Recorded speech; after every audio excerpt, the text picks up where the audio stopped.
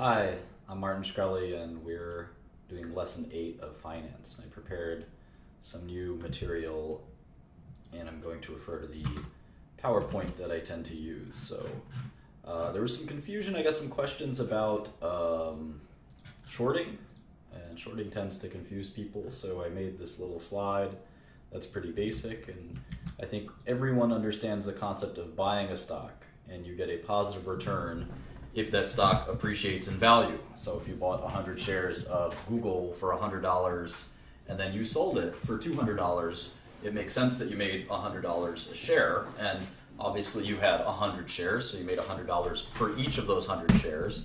So you made $10,000. That makes a lot of sense. We buy stocks with the expectation that they'll appreciate in value. With shorting, it works the other way around. We actually sell the stock first, and that's something that is, I think, a lot of pretty complicated to people. That's some concept that is a little frustrating, and I think that's one of the reasons people tend to avoid or not understand short selling. I think even professional investors don't really understand how short selling works on many levels. But when you short a stock, you actually have to borrow. Say this is a bunch of all the IBM shares. There's like a billion or maybe 1 billion or 2 billion IBM shares. So you go and you borrow however many you want to short. Say you wanted to short 1,000 shares of IBM. You borrow those shares, and when you borrow something, usually you have to pay some interest rate. So you pay a small interest rate, probably less than 1% annual interest rate. And you sell the stock. You sell it in the stock market. Right now, what's IBM stock price? It's $142. So if you sold 1,000 shares short at $142,000, $142 each, you receive $142,000. And let's look at two scenarios. Let's say one scenario is the stock went to 100, and one scenario is the stock went to 200. So right now you have received $142,000 in cash, and you are short 1,000 shares of IBM. You have a negative symbol next to the quantity. Your brokerage statement might say quantity, and it would say IBM, negative 1,000. Cisco, let's say you owned 1,000 shares. And this, we use the terminology, we say, I'm long Cisco. I'm long Cisco. And you never say, I hear a lot of people saying this, long on Cisco. You would never say that. It's long. Long is the verb. And it doesn't take an argument. So it's, I'm long Cisco, or we're long Cisco, or something like that. And you would say the opposite. Say, I'm short IBM. You could also say, I've sold short IBM. Something like that. And so you're short IBM at $142 a share. That is your basis. That is your basis. This might be easy to you, but a lot of people are confused by this, Casey. So we want to encourage people to understand it. So in any event, please just block or time out anyone who doesn't comply with the rules of the chat. Okay, so in any event, let's say the stock went to 100. Let's say the stock went to 100. You'd make money because you shorted it at 142. In fact, you'd make $42 a share. And to close out your short, you would have to buy 1,000 shares of IBM. And then you can return the shares that you borrowed back to their original owner. And you'd have to pay a small interest fee, which is hopefully so small that it wouldn't matter. Now, if the stock went to 200, you'd be down $58 a share. So you'd actually lose $58,000. And eventually you might decide to close out your trade. The same way if you bought a stock like Cisco for $50 and it went to $20, you might say, you know what, I've lost enough, I want out. You might also double down, who knows. Anyway, that's sort of the sort of nature of it. Okay, so now with that being said, let's go to a new concept that I want to teach. So I want to give you sort of an introduction to Wall Street, and this is only 2 slides, so it's not going to be too in-depth, but I think a lot of people are not familiar with this. So we're going to sort of define Wall Street in a picture style, and this may not be a complete diagram of Wall Street, but I think it's pretty good. And we're going to segment Wall Street into 2 parts, the buy side, or we'll just call them investors, And then the other side is the sell side, or a better word for it is just saying investment banks. I think the whole buy side, sell side names are a little silly. I just like to say these are investors and these are investment banks. Investment banks service the investors. They're basically service providers. So in any event, there's a few different kinds of investors, and we went over this a little bit. Mutual funds like Fidelity, Wellington, State Street, Putnam, Capital Research. And then there's hedge funds like Renaissance, Oxif, Citadel, Millennium, Oaktree, and Paulson. But these aren't the only two kinds of investors. There's plenty of other people. In fact, I should add individuals, the most important thing of all. So pension funds, insurance companies, corporate America, sovereign wealth, individuals, all of these folks in aggregate manage just as much, if not more, than the mutual funds, who manage quite a bit more than the hedge funds. The investment bank side is a little bit different. So you've got investment banking, which is where most of the money is made. Most of the money is made. And these are investment banks. Here's a partial list of investment banks. Bank of America, Citigroup, Credit Suisse, Deutsche Bank, Goldman Sachs, JP Morgan, Morgan Stanley, RBC, and Wells Fargo. Those are a few investment banks. And what they do is they'll lend to companies, they'll arrange lending, and that involves often underwriting, which is the process of selling a security to the public or to investors. So they sell your company security, let's say you're IBM, you want to sell $6 billion of debt, well, you would have to hire one of these banks to do that. You couldn't just go out there and say, oh, I'm just going to sell it myself. It doesn't work that way. You need a bank that has relationships with all of these investors. You might want to buy in other companies, so do you need M&A advice? And that is useful. So investment banking is a pretty big part of these companies, these investment banks' profits. The other thing that they do that is profitable is they do different services for these investors. So they'll actually conduct trades, or they'll prime brokerage or broker their money and deposit their money for them and clear their trades and things like that. And finally, these banks issue securities research. They give buy and sell recommendations on securities, and these are generally not considered or thought through too heavily. Every now and then, 1 out of 100 maybe of these sell-side securities analysts will be useful, but in general they're pretty biased due to the conflict of interest that exists with investment banking, despite the rules that exist to separate those two, despite that. In any event, one of the things I wanted to say, and one of the things that took a long time for me to learn and was very painful for me to learn, is that when it comes to stock market recommendations, they're never worth listening to. They're always worth ignoring, no matter who they come from, including Warren Buffett or Carl Icahn. I think stock recommendations are worthless in many ways. Now, they're not completely worthless. Obviously, there can be good stock picks from people, but I think that you should spend your time more efficiently researching yourself. The first thing I definitely would not look at is investment bank opinions. Then I certainly wouldn't look at other investors' opinions or their holdings. You can look up an investment funds holdings. I would worry about learning securities by yourself and learning lateral skills. I would definitely not spend my time looking at other people's opinions. It's not that they're completely worthless. It's that you want to win at the game of your own time. You want to bet on yourself and short everyone else. And the long short game of your time is the most valuable thing you have. And listening to other people and thinking about other people's stock picks is not going to get you very far, in my humble opinion. And I used to think carefully about the markets and their other people's investments, and I certainly didn't do very well when I did that, and I started to do much better when I thought for myself. So in any event, that's sort of what I'm thinking about there. Lateral skills are things like, well, if you're looking at, like, for example, what I did, I was a pharmaceutical investor. So instead of spending my time worried about what other pharmaceutical investors were doing, I learned a lateral skill of pharmacology. I studied deeply in fields like pharmacology and medicinal chemistry and other areas, just general preclinical science. And these were important to me. It helped me be a better pharma investor. When it came time to be an entrepreneur, these skills came in handy. These skills came in handy. So it was much better for me to spend my time doing this than it was to worry about 13F filings or being on the phone all day talking to other investors, watching CNBC. All of this was not completely useless, but relative to what I could spend my time on. Remember, I only have 24 hours in a day, so all of this was comparatively useless. This was useful stuff. This was stuff that people didn't know, that people couldn't match with the skill of investing.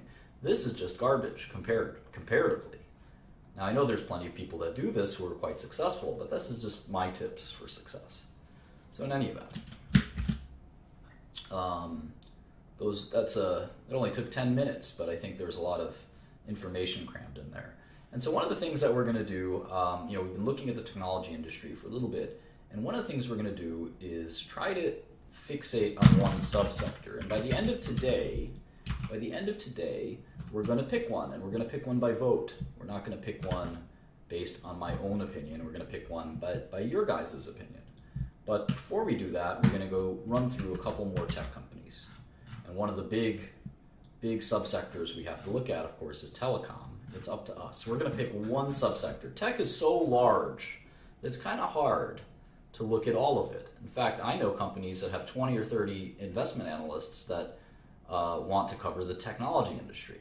And that takes a lot of firepower. So for us, we're going to actually just stick to one of these subsectors. I don't know if it's going to be software or semiconductors or hardware or internet or what, but we're going to pick one at some point. So in any event, let's kind of continue along our path, because I think we learn a lot as we successively look at more and more companies. So Alibaba is one such company, and Alibaba does not file 10Qs and 10Ks, and this is interesting. The reason they don't do that is because this is a company that is based, as you can see, they're not based in the US. They are based somewhere else. I think they're maybe based in China, for instance. Let's take a look. I don't know, I can't tell by reading this.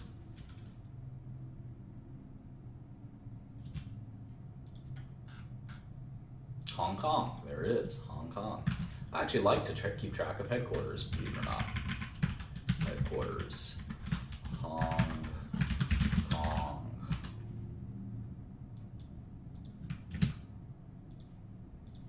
All right, so Alibaba. I don't know anything about this company. Let's take a look. Here it is, December quarter 2015 results. Alibaba today announced the results. Alibaba had an outstanding quarter, reaching a milestone of over 400 million annual active buyers and continue our unrivaled leadership in mobile.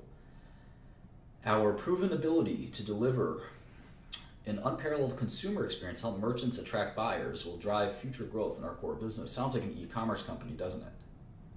Said Daniel Zhang, Chief Executive Officer of Alibaba. We remain focused on our top strategic priorities, including global imports, rural expansion, increasing our footprint in first-tier Chinese cities, and building world-class cloud computing business. Okay, it really sounds like Amazon, huh? We had excellent results. We achieved impressive revenue growth, and we're increasingly monetizing the user activity in our marketplaces, particularly mobile devices. In this quarter, revenue grew 32% year over year, and China retail marketplace revenue grew 35% year over year, said the CFO, Maggie Wu.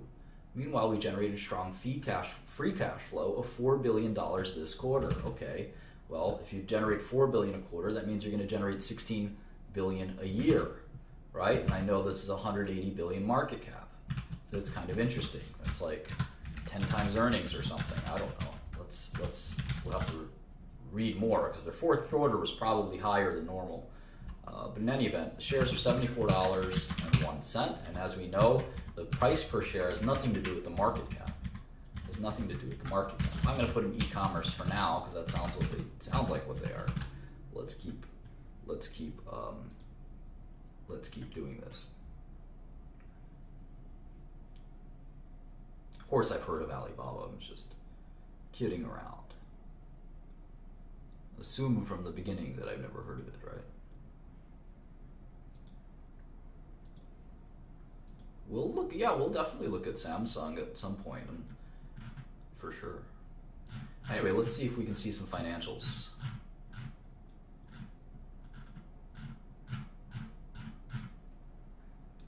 Well, let's see. It's always tricky with these foreign companies. This is actually add this to my spreadsheet. Hang on one second while I pull that up. PowerPoint. I have secret documents I don't want you guys to see. All right, here we go. Foreign companies. I should add that to the whole markets and portfolios. foreign companies. So there's two kinds of foreign stocks. Stocks in foreign companies. So there's local shares, which are shares that are traded on a local exchange. For example, Roche, Nestle, etc. Then we have ADRs, which are American Depository Receipts. Depository Receipts, there we go. And a good example of that is Alibaba. And there are many, many other examples, in fact. Novartis has both ADRs and local shares. You could trade either one. And local shares are always traded in local currencies. ADRs often have a ratio of 1-to-1, one ADR for one local share, but not always. So you have to watch the ADR details, and they're not always easy to know, but once you know them, they generally stay the same. So in this case, one receipt, one ADR is one share, it looks like, of Alibaba. In fact, I think they're sort of only ADRs, and it's sort of a complicated listing. They have 2.588 billion shares. And you can see here the RMB, which stands for the Chinese currency. So then they have the US dollar version of those results. So there's a lot to deal with here. So let's start making the model. And we won't go into tremendous detail.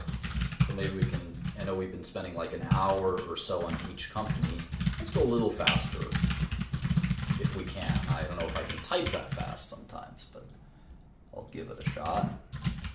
Baba.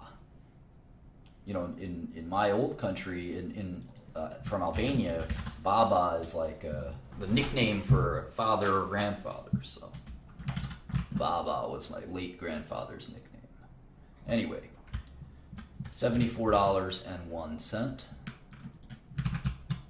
How many shares outstanding? 2.55 billion.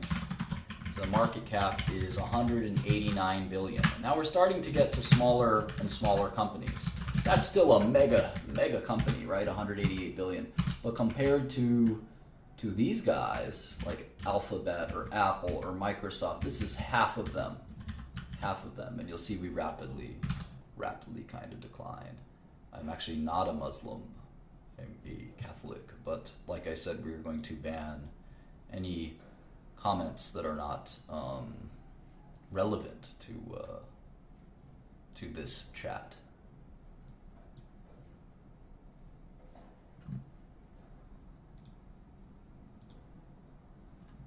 All right, you can always increase your resolution if you have trouble seeing the Excel. Let's go to their balance sheet, and they translate into US dollars for us, which is nice. You can see they have $18,258,000 or $1 million, 18,258, and that's the Q415. All right. Any other? Yeah, they have investment securities. I think they have a Yahoo investment, or Yahoo has an investment in them, or something like that. I think it's Yahoo has the investment in them. I think that's how it is. Plus 203, plus 318. They have a lot of different pockets of cash. I gotta include all of them.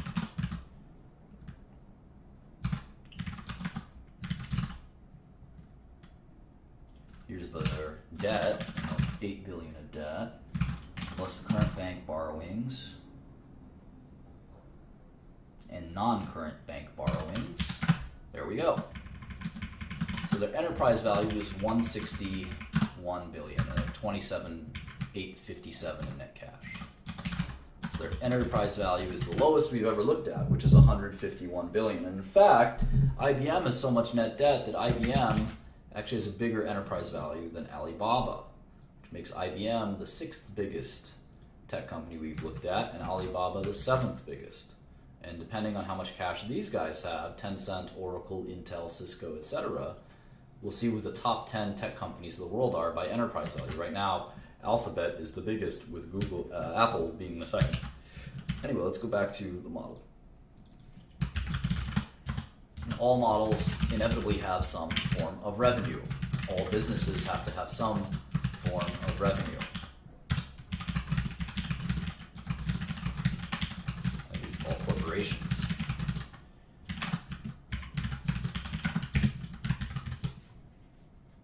All right. And a lot of you ask questions about how to do this stuff like control left, control right, control up, control down, shift, space bar, control space bar. These are all different keystrokes you can learn, and I'm sure you could just Google Excel keystrokes and it'll come to you over time. F2 is another important one, control 1, there's a number of important keystrokes. Alt-Tab, there's Windows keystrokes, and learning them all will increase your efficiency. Anyway, let's look at revenue. They had $5 billion of US dollars of revenue. So I want to say, in fact, as they look at the 9 months, they had 12 billion. So it looks like on average, they're doing 4 billion a quarter, right?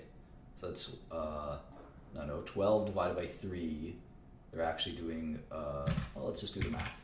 Plus 11,880 divided by 9 months times 12 months. They're going to do 16 billion on, rough numbers, 16 billion in revenue. So you look at 2016 revenue, these guys don't have very much revenue. They have sort of like Facebook's level of revenue, even less. So that's a very interesting thing. And if you look at earnings, let's look at earnings. They have 10 billion, although that seems bizarre. It's hard to have 10 billion of revenue and 10 billion of earnings. That doesn't make sense, does it? Although they have this weird accounting where a lot of their income is coming from income before tax and share. Okay, well, no, let's see. Interest and investment income. Interest and investment income. So the income from operations is 4 billion, but the interest income is 7 billion. That seems quite shady. I'll have to think about that more. Let's make a model. Well, here's revenue, here's cost of goods. Let's stick to, let's not talk about politics right now. Yes, I use the number pad.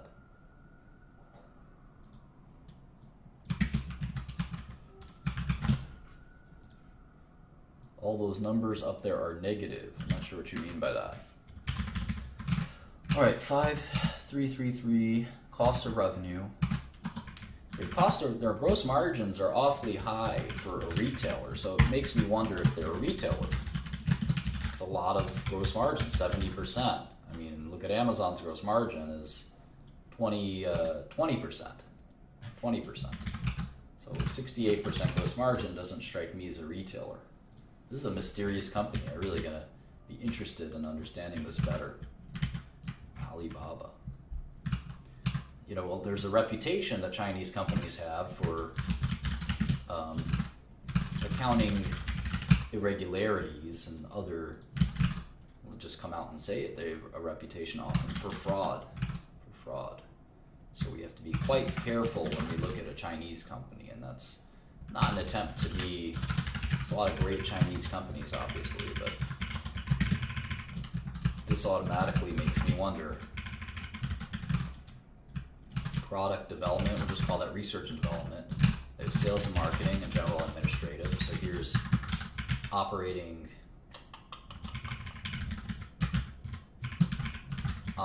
expenses, operating income.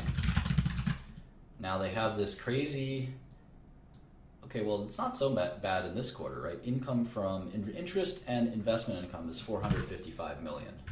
Still a lot. I wonder where it's coming from. And interest expense is 73 million. So the total, and they have this other income. So the total is 2.8 billion of we'll call it EBITDA. And so now taxes, pre-tax income. So taxes, 549 plus 77, we'll call it taxes plus minority interest. So this is net income, $2 billion. So they're on pace to make 8 billion in net income, and let's say that grows by, 20%. So what's their multiple?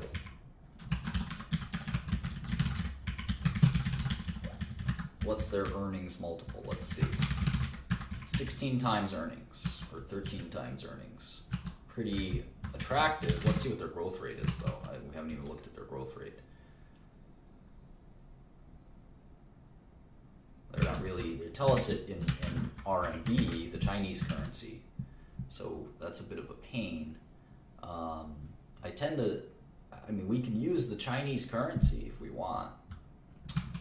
But we can see that it grew 34,543. We can actually do it like this. 34,543 divided by 26,179. So local currencies revenue grew 32%. That's a lot. So you get 32% revenue growth, close to Facebook's level, close to Amazon's level, but at half the price to earnings, half the enterprise value to earnings. That seems like a bargain. It seems like a bargain. Their operating margin is also very high.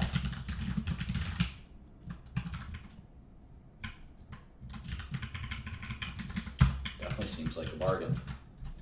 40% operating margin. So we have to learn more about the business, but I'm very intrigued by this. Very intrigued by this.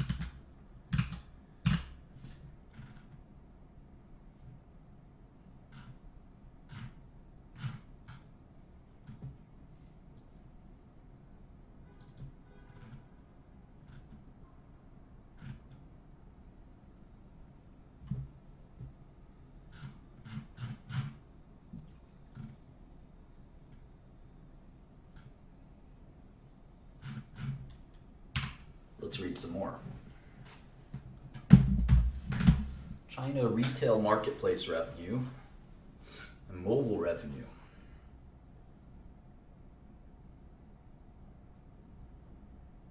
I don't understand. 5.3 billion. China retail was 4.4. The mobile revenue is 2.9. How does that make sense? How does that make sense to me? 400 million active buyers. We should probably keep track of that. MAU.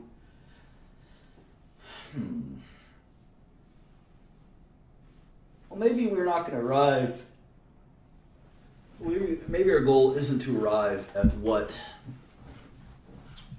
is the value of the company. Maybe we'll stick to just trying to figure out what sector we want to focus on.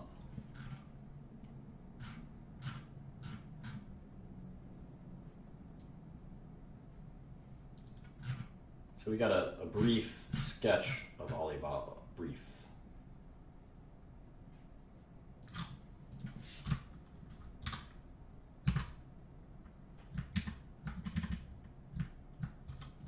Let's get a brief sketch of Tencent. Let's get a brief sketch of Tencent.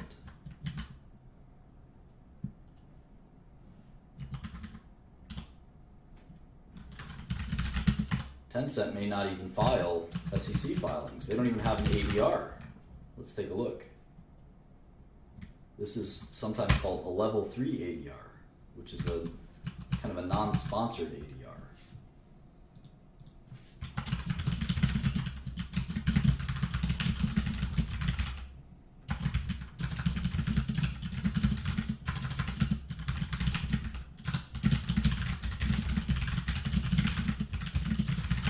Some companies don't make American filings, so you guys should go on the SEC website and it won't tell you anything. I also like to know when a company was founded. Tencent was founded in 1998, and it's already one of the world's biggest tech companies. 1998. It's also a Hong Kong company. It's traded in Hong Kong, so they make regulatory filings on the Hong Kong exchange. We have to get familiar with how that works. It's not the same level of disclosure. It could be less or more. So let me show you how to make a foreign model. It's pretty much the same business, except we're going to sort of think of it as priced in Hong Kong dollars. So the ticker is 700 HK. 700 HK. And when I save the model, I'm going to actually save it as the ticker. 700 HK. And you'll know forever now that 700 means 10 cent. And the stock trades for 148 Hong Kong dollars. Hong Kong dollars. You should always know what the exchange rate is. It's 8 to 1 roughly. So when you buy 100,000 shares, or let's say 1,000 shares of this, it's 148 Hong Kong dollars, but you could tell your broker to buy it in Hong Kong dollars and you're actually only paying 20,000 US dollars. Everything else is the same, and we're going to get used to things in different currencies. So we're going to look at their cash and their market cap and their debt all in Hong Kong dollars. They probably don't make filings with the SEC. We can check. I doubt it. 1 cent. Nope. Here's an ADR. Nope. So they don't make SEC filings. So we got to look at the Hong Kong filings. It's very, very different. So when I look at a company like this that I don't know a lot about, the first thing I do, even though I'm tempted, look at the balance sheet, and if it's right in my face, maybe I'll do that. Let's go here. And you can see they're doing it in the RMB. The RMB, the renminbi is also the CNY, and that's a different currency from the Hong Kong dollar. So it's a little confusing. So we actually have to make that adjustment here. The cash is going to be in the Chinese. Let's say RMB. So the market cap, we have to translate all this stuff. It's a little frustrating. There's no 18K, 6K, 10K. There's no filing whatsoever. And that's common for a foreign company. Why should they file with the SEC? They're not required to do that. This stock isn't traded in America. So in some countries, the balance sheet is backwards. You actually have the cash on the bottom in many different countries. So we go from the bottom. And you see how much cash they have. They have 46 billion Chinese dollars, or Chinese yuan, or renminbi. So you add all this up the same way, and you can see there's different, what's a term deposit? What's a term deposit? That seems like cash to me, but you don't normally see that phrase in the US, term deposits. Term deposits. Available for sale financial assets, well, that's sort of an investment, right? 31446. Investments in associates. That's tricky, but let me put it as cash for now. Investment properties. Investments in redeemable preference shares. Okay, I think I've got all the cash accounted for. It's 205 billion. 205 billion. That's a lot. I wonder if they have any debt. I wonder how many shares outstanding they have. I wonder a lot about this company. I'm very curious about it. Where are the liabilities? There they are. So here's the borrowings. Not much. 6 billion here. Oh, there's 40 billion there. 7 billion there. So they have 54 billion in debt. So now the renminbi, or the Chinese yuan, yuan, I don't know how to say it, trades a little bit differently from the Hong Kong dollar, which is 7.75. The CNY is 6.49. Now they're close enough that there's 151 billion in net renminbi, which means, let me just link this model, which means we can come up with the US dollars net cash. And this is 6.49. So this is 23 billion, $269 in net cash. So Tencent is got a slightly higher enterprise value than IBM. And we can do this in Hong Kong dollars. Their stock price is, 148. And we don't know what kind of company it is quite yet, but we'll look at that.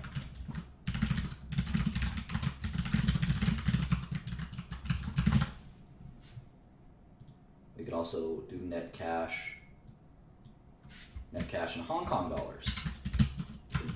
back convert to Hong Kong dollars, because that's 7.75. This will help us get the enterprise value. Just do this minus this. We just need to know how many shares there are. We don't know that yet. Let's take a look. Hopefully it will say here somewhere. It's funny, not every company actually will say how many shares outstanding they have, especially in Europe and Asia. I've noticed that.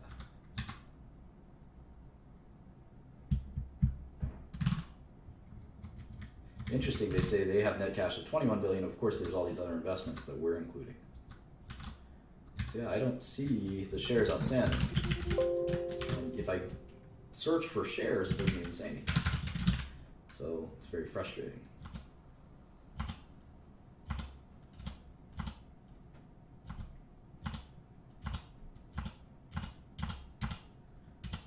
Now there's different places you can just look up how many shares outstanding there. Bloomberg is one of them.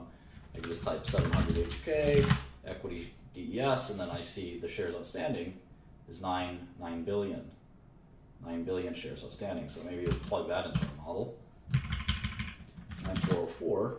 And the market cap is $1.3 trillion, which makes you scratch your head. But if you translate it from Hong Kong dollars, you'll see that it's 180 billion. $180 billion, which makes much more sense.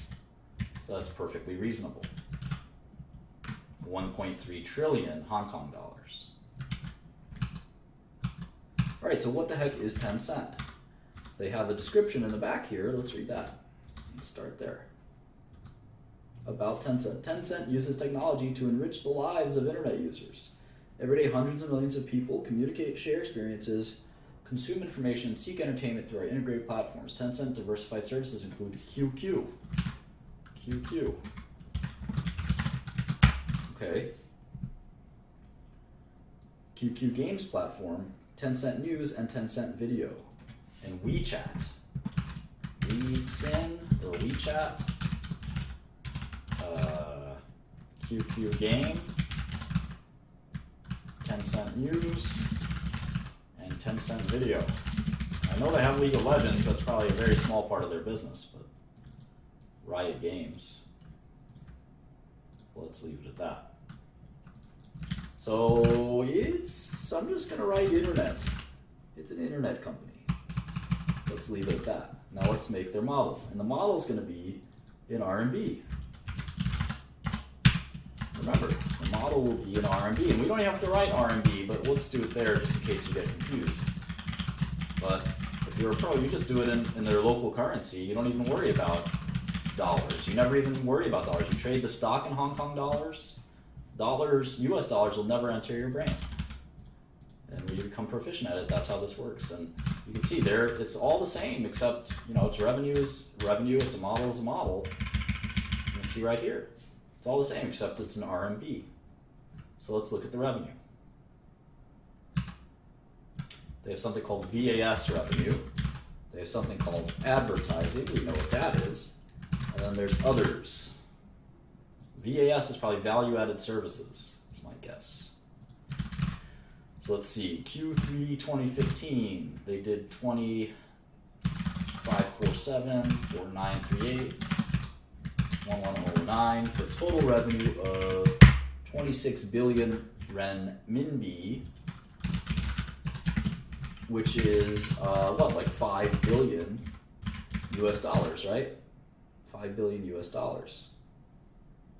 I don't know why they have two columns here. That's kind of interesting. Oh, they've got the prior quarter as well. They've got the prior quarter as well. So let's put that in. That's pretty handy, I would say. So they did 23 billion last quarter, 26 billion the next quarter. So if I just add those two together and multiply by 2, they're going to do 100 billion RMB a year. And remember, the RMB exchange rate is, I call it Chinese yuan or won, 6.49, 15,415 billion dollars. So where's the revenue? $15.415 billion. How about earnings? Well, let's go to the model. We just did revenue. No, you have to look at it carefully. VAS is 20 billion. The total revenue is 26 billion. Anyway, cost of revenues. We do a year ago as well while we're here. Yeah. These are all in millions. Okay, so year ago revenue, 16,047, 2440, 1321, cost of goods sold. Yeah, typically the quarterly statements are unaudited. Because you do an audit once a year, typically. So keep that in mind. That's not uncommon at all.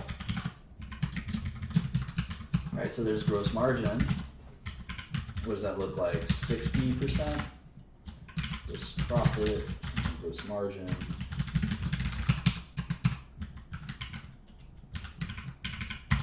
%. And what's year over year? Big growth rate. 35%. Wow.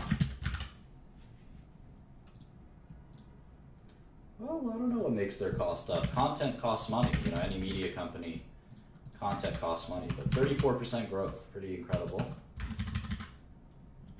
34% growth, 60% gross margins. It's amazing how big this company is, you know. But the margins are very high as well. So let's see. Sales and marketing and G&A. So G&A was 4,380. Sales and marketing was 2042. So we'll call these operating costs. And this is operating income. Sales and marketing, G&A.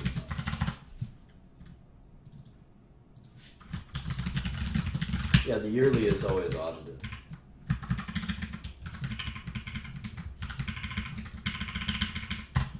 %34 operating margin. It's remarkably similar to Alibaba. Anyway, then they have the kind of other, so interest income and other gains.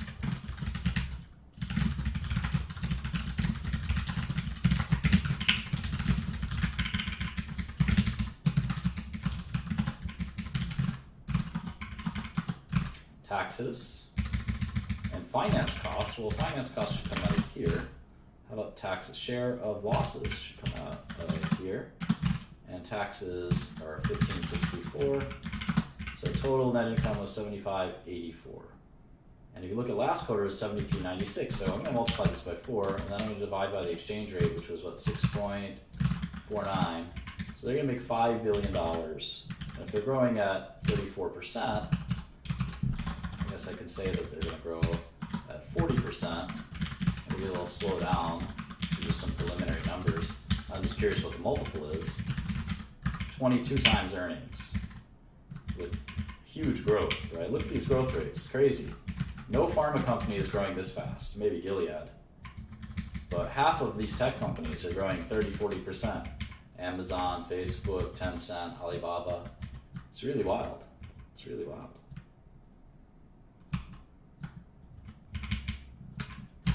So let's do this one.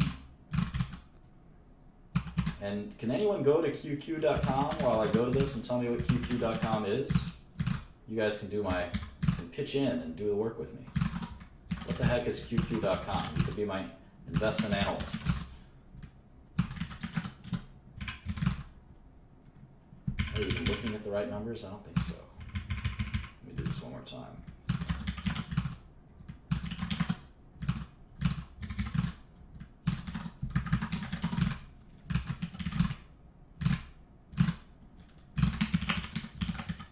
It's instant messenger.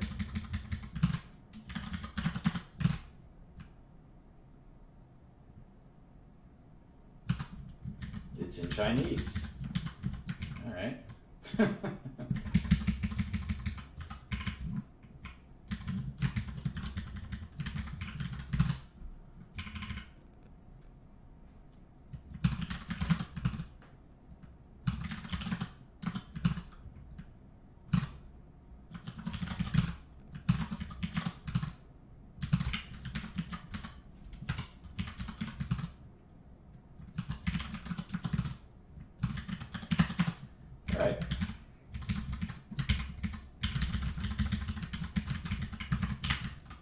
Okay, so, wow, 1 billion QQ users, huh? That's like, it's like twice to 3 times as many people as live in our country.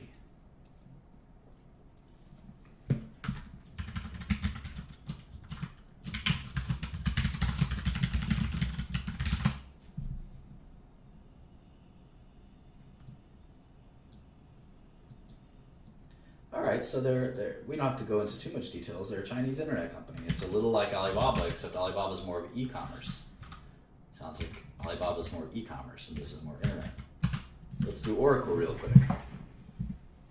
I think I want a soda or something. You guys mind if I take like a 2-minute break? Be right back.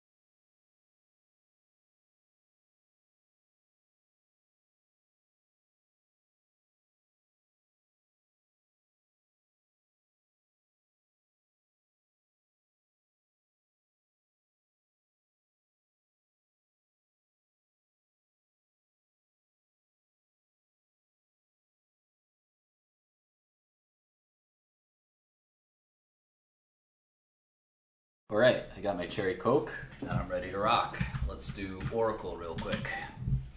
Oracle's a software company, but you may not even know what they do because Oracle's a business software company. And business software is very different. Very, very, very, very different from most software. So Oracle stock price is $39. It's a US company. I think they're headquartered in California. Is. And they thankfully make some SEC filings, so we can just go here. My mic is on, right? Okay.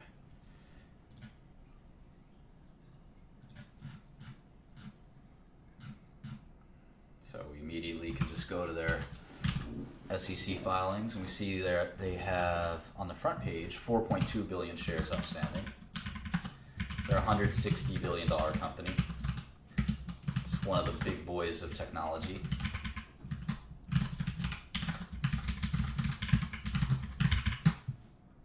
I like to jot down what calendar quarter I pulled this information from.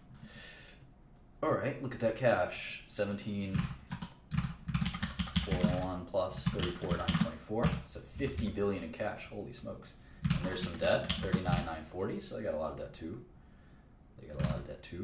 Another 2 billion in debt. I wonder if they have any investments or anything. Nope, doesn't look like it. All right, so they have, that's pretty much it. About 10 billion in cash, net cash.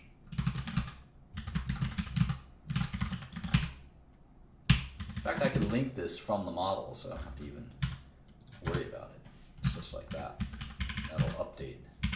All right, so Oracle is a tiny bit smaller than Tencent and Alibaba, practically the same size. So it's the ninth biggest tech company, Oracle. And the guy who runs it, I think, is named Larry Ellison, who is a very well-known and wealthy American. Let's look at their model a little bit. Founded in 1977, cool.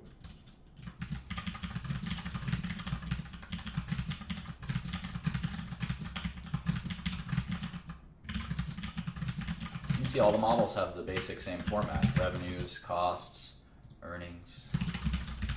Wrote made in there by accident, I like to put main up here so I can go back and forth in the file. Anyway, here's some, whoa, they really changed the way they report revenue. Holy smokes. They got cloud, they got all this stuff. Let's try to keep tabs on this. Cloud software as a service. Okay, let's just write cloud SaaS, software as a service. All right. And that's Q3 or Q4 or whatever. This is 484. Then they have cloud infrastructure as a service, IaaS. New software licenses. So this is just license revenue. So their main software is database software, which we'll talk about in a second. License updates and support, 4683. Hardware support.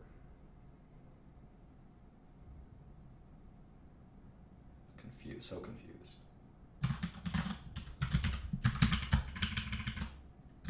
All right, and then total services revenue.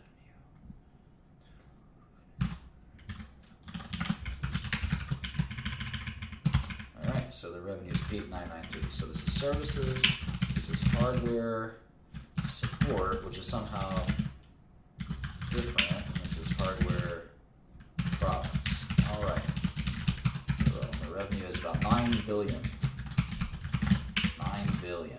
You can see it was higher last year, which is telling you something. They're one of these old tech giants that's kind of lumbering and not quite disappearing, but having problems. You can see their license revenue has dropped big time, and that's really important. You'll see license revenue is crucial to an enterprise. This is called enterprise software company. You see 9598. 8993. So revenue dropped, but it probably had some currency impact. When you have such low growth, the currency can actually swing it more than anything. So revenue growth year over year is negative 6%. Negative 6%. Negative 6%. That's actually the worst revenue growth of every major tech company. Oracle's dead last. Worst revenue. Oh well. Let's see what so if it's 9 billion a quarter, 2016 revenue might be 36 billion. You know, we're just gonna put that out there. Let's do the rest of the model. Operating expenses. Oh my God, look at this list. Holy smokes, have you ever seen this many lines for operating expenses? What a pain. All right, sales and marketing. Not that kind of S&M. R&D, 1444. Cloud software as a service and platform as a service. This is insane. I don't know why they would do all this. Such a pain in the neck.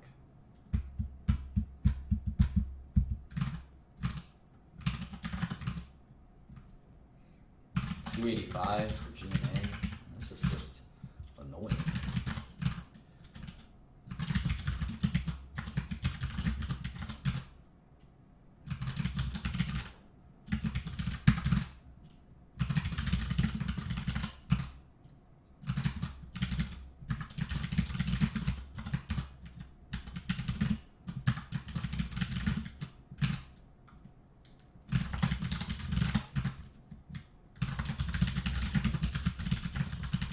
Thank you.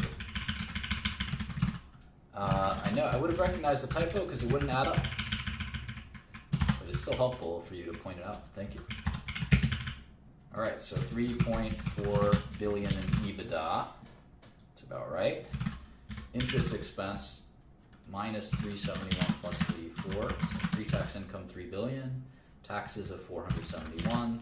Net income of 2.7.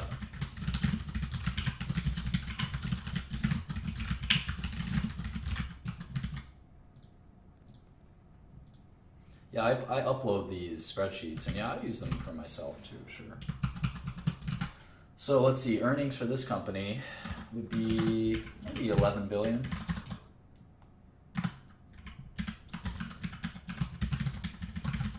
So the multiple is 14 times earnings. 14 times earnings. So pretty low multiple. You can actually do an average multiple if we want as well. The average tech stock trades for 29 times earnings. Of course, we're including Amazon, so we can actually do this kind of neat thing in Excel. It's called trim mean.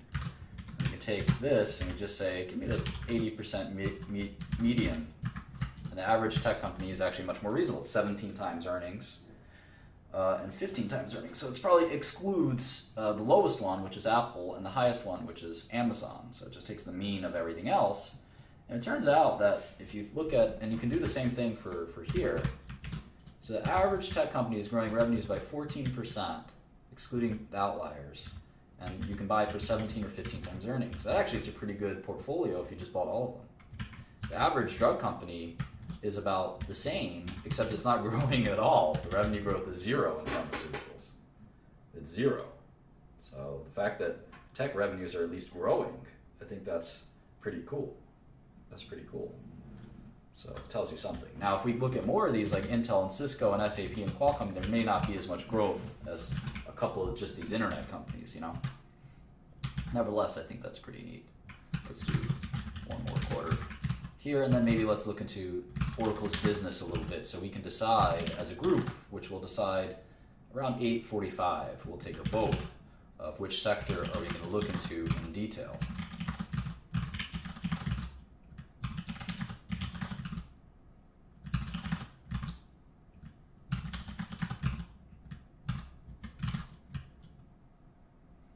This right? I don't think I did. Yeah, I did.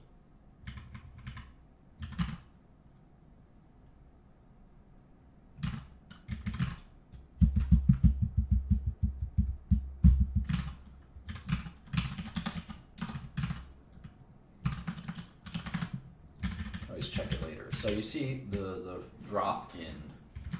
You see the drop in all of these things. So gross margin is a little hard to calculate for this company. We can eventually do it, but let's just calculate the operating margin. It's pretty high. It's pretty high. 39%.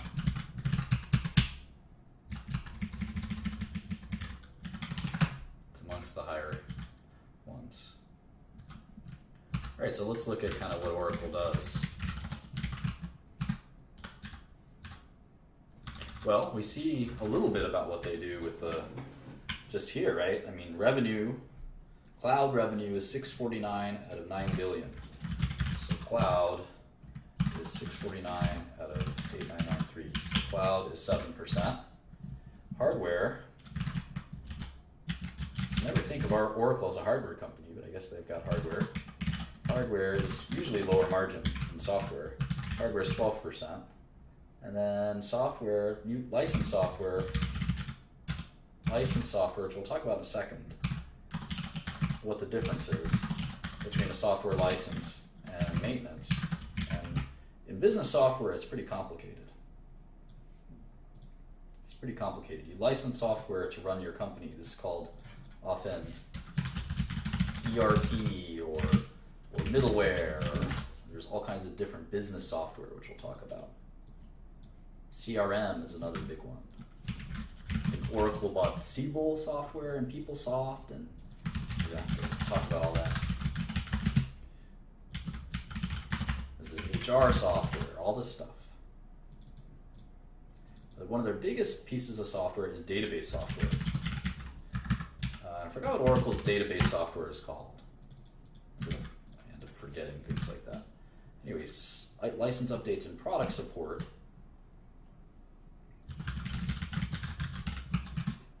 is 4683 over 93, and services should equal 100 soon. 861 over 890. So here's their breakdown, and I'd like to be able to break down these two some more because I don't know how much is database versus ERP versus middleware, but obviously the big competition is software as a service, including CRM. So the old way of software is kind of what Oracle does, and that's why their revenue is declining 6% a year. So keep that in mind. They also have Java. All right, let's look at Intel. Everyone knows what Intel does, right?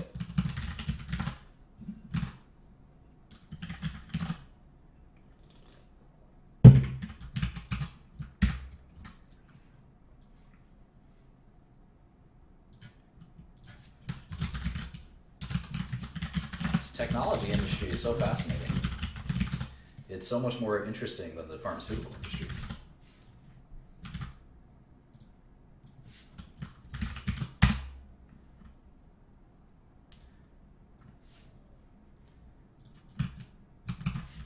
Yeah, it sounds like Oracle and Salesforce.com are arch rivals, I believe.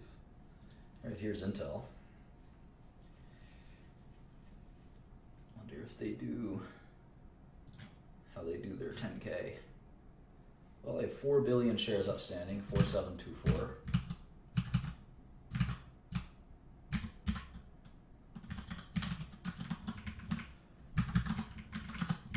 So, $150 billion company. Let's see if we can't find their balance sheet. It should be in here somewhere. There it is.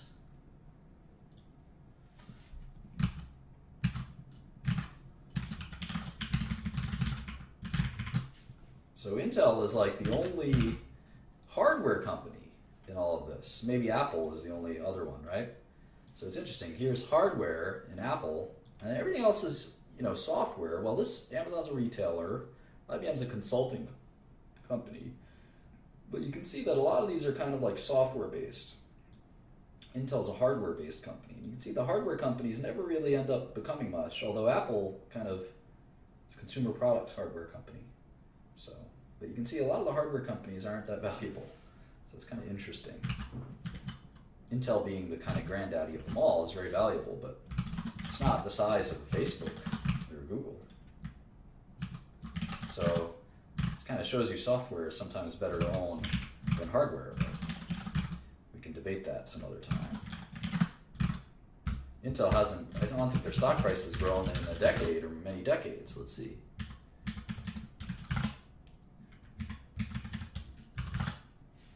Yeah, Intel was $70 a share in 2000, and it's still not half of that.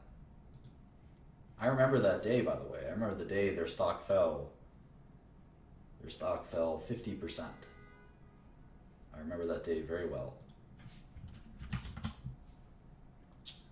So let's see, their stock was the same price in 1999. The world was very different in 1999, so for 15, 16 years, Intel stock price has been stagnant, although it was lower in the 90s, so it's been up a lot since the 90s. Of course, if you bought it here, you're not very happy. If someone bought it at $75, sucks to be them. All right, let's get back to the balance sheet. 4727 instead of 4724. All right, thank you. Not much of a difference there.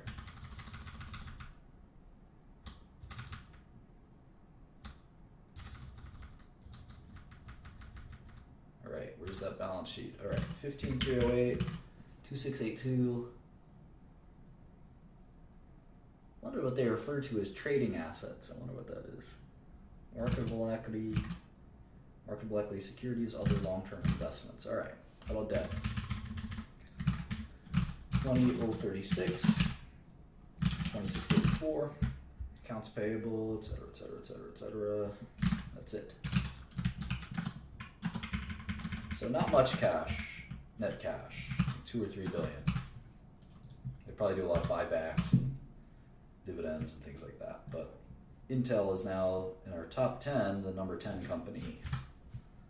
Number 10 company here. All right, let's quickly jump into a model.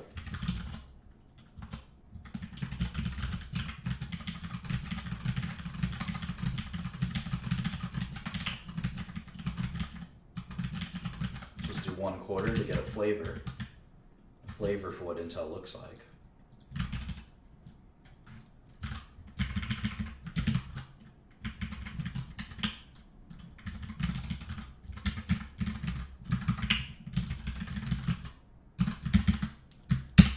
Press release. It's a little easier.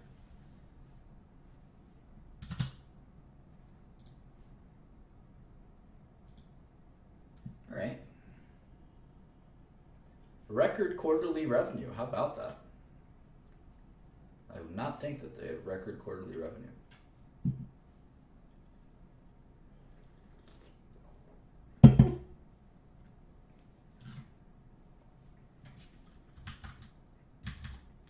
See if we can't find an income statement. Here it is.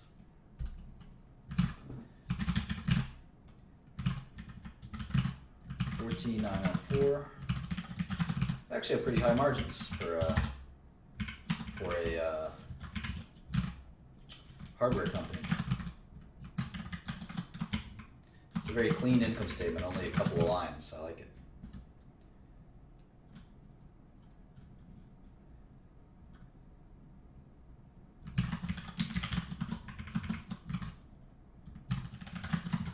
A lot of taxes.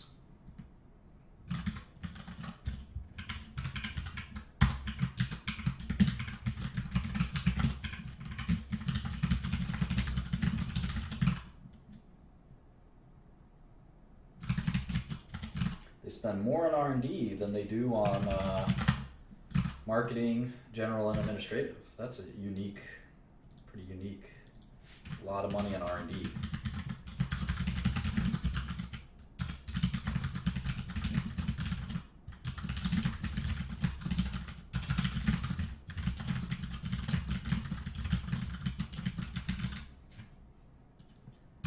No, all models are different. Bank are the same. There's some different line items. A bank has different kinds of income. But yeah, I mean, revenue is at the end of the day, and costs. All businesses have the same sort of dynamics. See how steady Intel's business is. It's not very volatile. Let's see.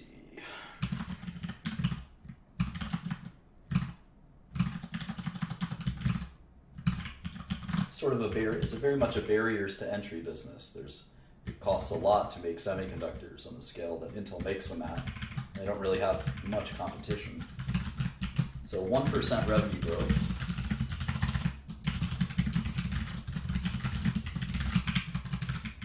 Gross margin much higher than I would have thought. 65%. That's like a software gross margin. That's why the reason they have such a high gross margin, it's so hard to make these damn processors. They have no competition. So 64% gross margin, 29% operating margin. Let's think about what their revenue might look like. Well, their annual revenue was $55 billion, and that seemed pretty steady from last year. And their earnings were about $11 billion, and that seemed pretty steady as well. They don't seem to be growing. Their revenue growth was negative 1% or so, or plus 1%. So their earnings multiple, they have 13 times earnings. The only stock that sells for less earnings multiples are IBM and Apple, and they're not growing either. So you see this trend, right? Apple is not growing, IBM is not growing, Intel's not growing, and all their stocks trade for 13 times earnings, 13 times earnings, and 8 times earnings. So growth and the amount of years of payback that people are willing to pay is directly related to that, and that's pretty obvious when you do the NPVs. So, in any event, and Intel, I think, is still pretty dependent on microprocessors. Let's see if they break down their revenue at all.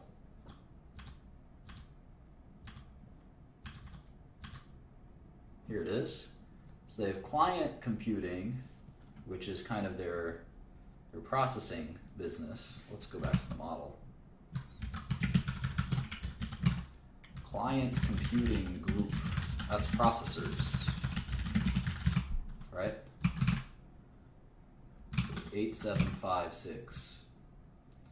Then they've got this platform data center 4308. I don't know what that is. And then they've got software, 543, a very small business for them. They've got other. So the total should equal 14914, 14914. It doesn't appear to, maybe due to a typo. Let's see, 625, yeah, little typo there. Should be 625. No, there's one more group I'm missing. There's an Internet of Things. Internet of Things group. Whatever that is. That's like putting chips in everything, right?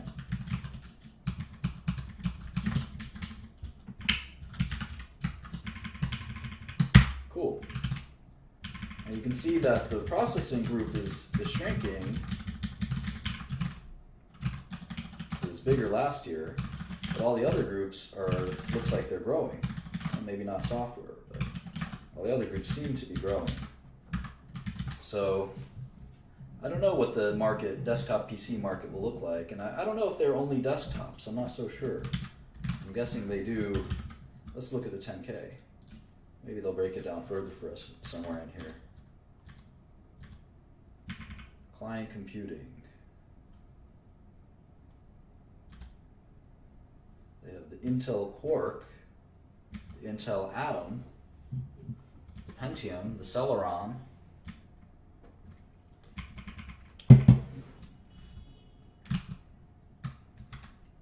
I'm gonna write all these down. Quark, Atom, Pentium, Celeron, Core M, Core I think I have an I, Xeon, that's for servers, right? Xeon Phi, and Itanium. I gotta learn about all these processors.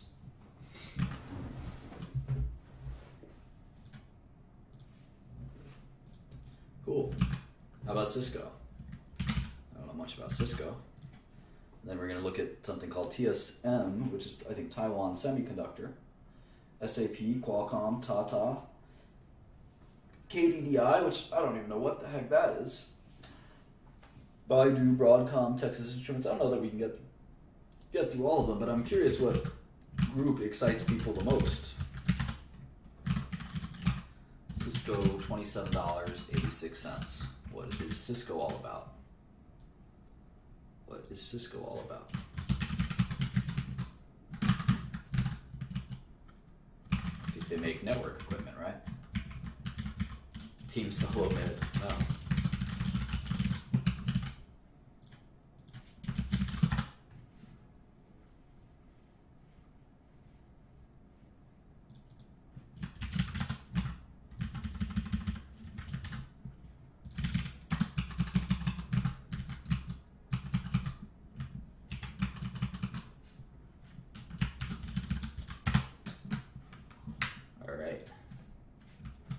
Let's pull up their file.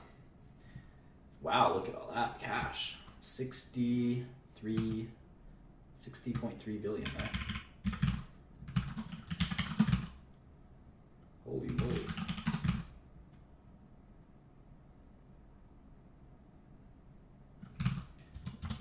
$60 billion of cash. They have some debt though. So we gotta net out that debt. 3 billion here. 21 billion there. Looks like it. Right.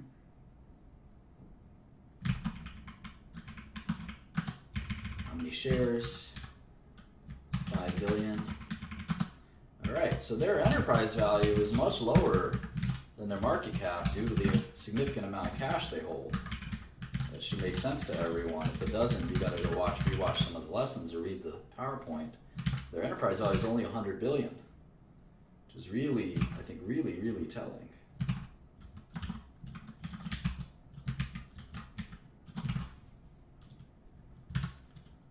Not telling, it's just, you have to adjust for it, right? You have to adjust for it.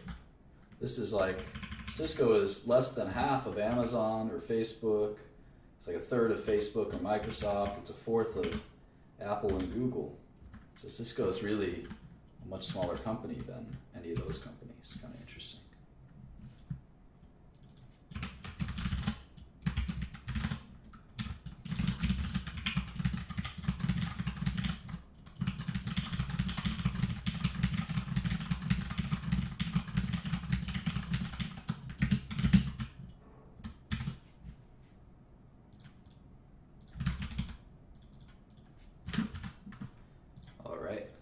few quarters, maybe 1 quarter. I like this simplicity. Product, service.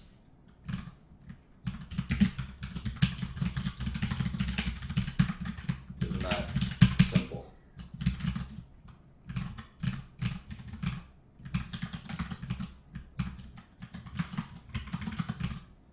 Cost of sales. So you have margin for both of product and service. The gross margin is 7 divided by 12, whatever that is.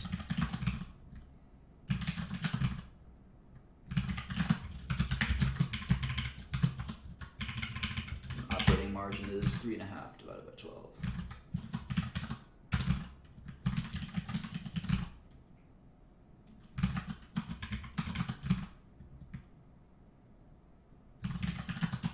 Okay, almost no taxes, but that was an anomaly. In general, it looks like they pay about 20% taxes.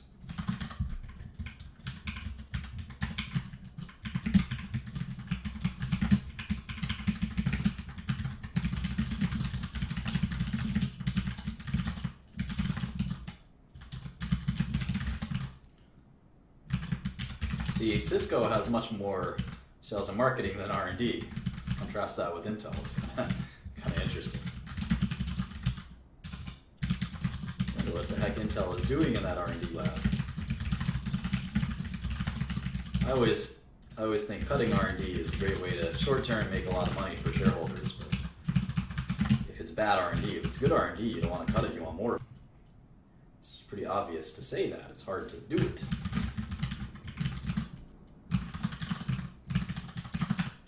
See, their revenue was stagnant year over year as well. So Cisco is another kind of lumbering tech giant, like a slowly dying dinosaur, like in the land before time. Feel bad for that dinosaur if he dies, right? Didn't that make you cry when you were a little kid?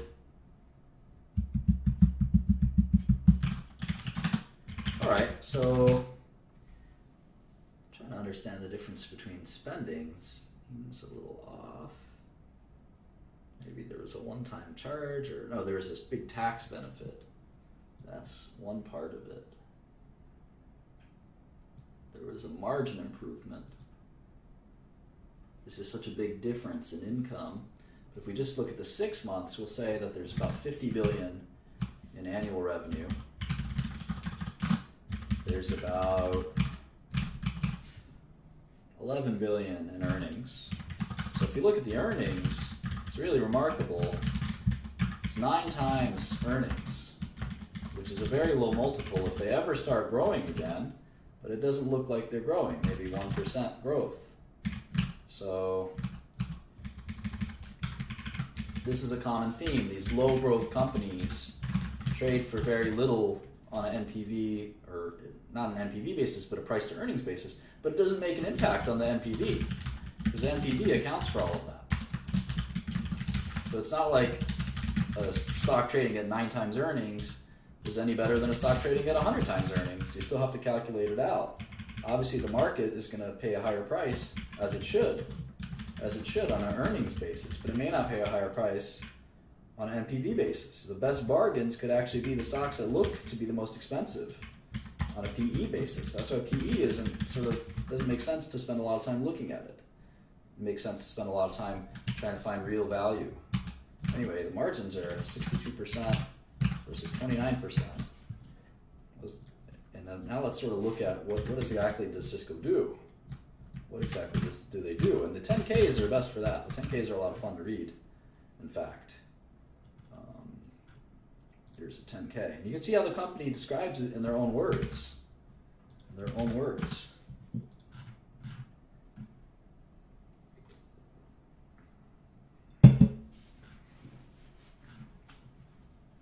They have switches, whatever that is. They have routers, whatever that is. And they have all these different kind of WebEx. They've got call center, IP phones, call center, all kinds of stuff. Cisco Spark, I've never heard of that.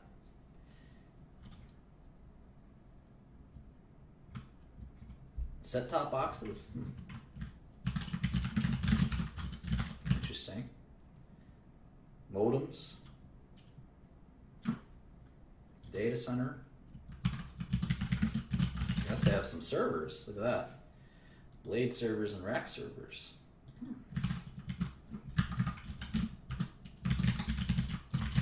It's pretty diverse, but same theme. A lot of routers.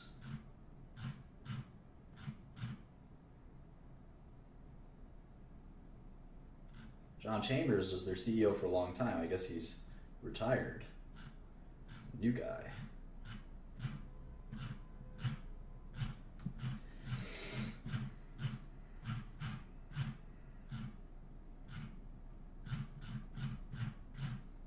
All right. Well, I think we know what routers and things like that are, so there's a quick look at Cisco, a $100 billion company. How about this company? Taiwan Semiconductor. Taiwan Semiconductor Manufacturing Company, TSMC. Taiwan Semi. They do have a US ADR, TSM. They do have a US ADR. Might be easier for us to follow the ADR. What do you guys think? Let's see if they file. Let's see if they file. TSM. It's in sponsored ADR, so they have to file 6Ks. We know that. They report monthly revenue. That's kind of neat. Let's see what else. Oops, wrong file.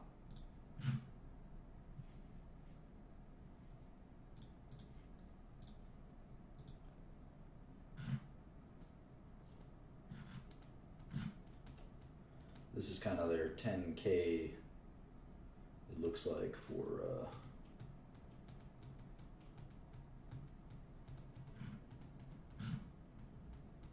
these are in Taiwan dollars. What the heck is a Taiwan dollar? $32? The new Taiwan dollar, 32 ratio. So let's see if we can do the ADR.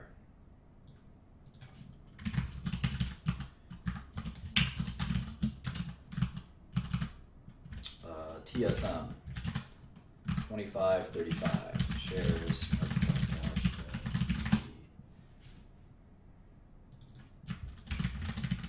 I usually only like to do the local shares, but in this case, just not confuse you guys, let's save it as the ADR.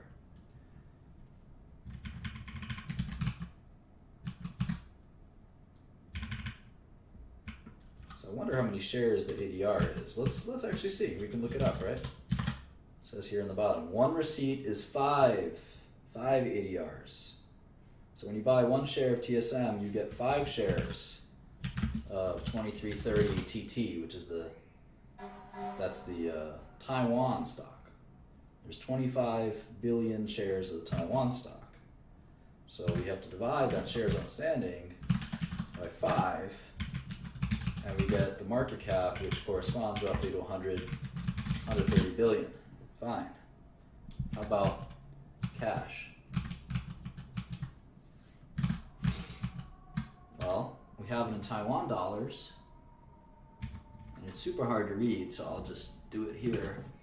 Cash in Taiwan dollars. We'll convert this to net cash Taiwan dollars and convert to net cash US dollars. And the US dollars is just the Taiwan divided by 32, which I think is the exchange rate. So how many Taiwanese dollars they have? 562, 688. Oh.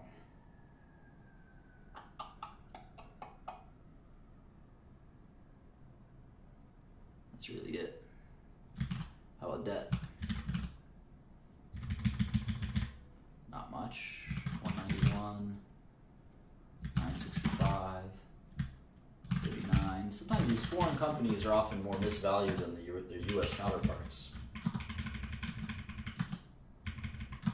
So it looks like they have 10 billion in cash, roughly. So the American analysts don't want to bother with the foreign companies. They're pretty lazy. That's where a lot of the money is made, in these foreign stocks that the Americans don't want to trade because they don't want to do these currency conversions, and it's just a pain in the neck. But I don't mind the extra work. It's interesting to learn about these foreign companies, right? So you can see they're actually a little bigger than Cisco on an enterprise value basis, but not much. And what does Taiwan Semiconductor do? They're very interesting. They are a so-called foundry, so they make semiconductors for other people. It's my understanding of what they do. I may be wrong. Just want to make sure I got all this right. I think so. Cool. And here's the revenues, a little easier to read. You can see their gross margins are about 50%. Their operating margins are pretty high too, about 40%.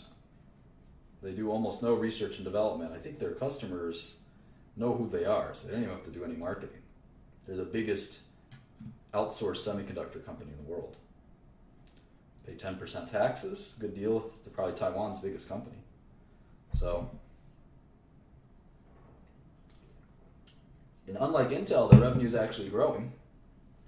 You can see that it's what, 10% growth roughly? Maybe even a little more than that. That's a pretty interesting company. Net income of 300 billion Taiwanese dollars is about 10 billion US dollars, right? 10 billion US dollars. So 11 times earnings. Revenue growth was quite strong. 843 divided by 6. For 10% revenue growth. About 50% margins, 40% operating margins. Getting a little lazy here because we have 15 more minutes to go. SAP is an Oracle competitor. I want to show you as many companies as I can before time runs out. SAP also has an ADR. SAP also has an ADR that maybe we'll use instead of the local German stock. Qualcomm, nobody's really sure if Qualcomm's a semiconductor company, an IP company, a phone company, what exactly they are.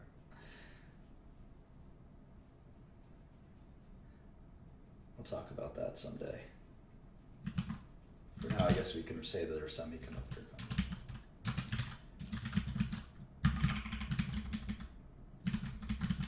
How about KDDI? What do these guys do? They're a carrier. So we're going to move them to the carrier section.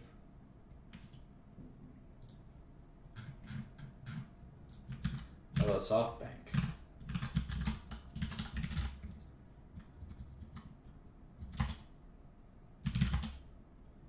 $9984 is their ticker. SoftBank do? DSL, that's funny. They're pretty diverse, I think, internet business. Baidu has an ADR. BIDU, it's a search, more or less a search engine. Broadcom, sort of a Cisco competitor, I think. A little bit different stuff, but not too far. And you can see Broadcom's 30 billion, so you really are getting low in market cap. I guess why is Broadcom did Broadcom change their ticker? That's why. Broadcom is now AVGO. That's why. A little bit different. EMC.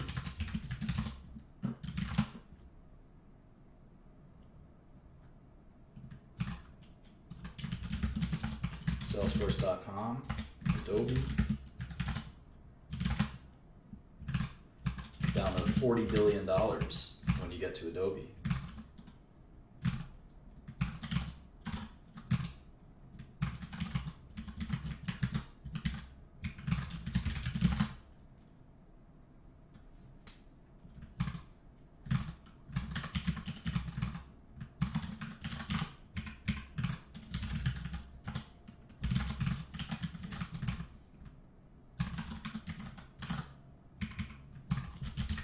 So you can see how few of these giants there are. Most of these $100 billion companies, there's only about 12 $100 billion plus tech companies.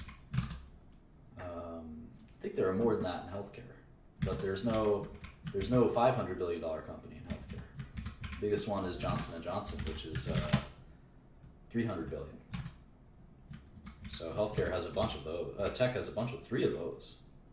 We only have one in healthcare, but we've got a bunch of $100 billion companies.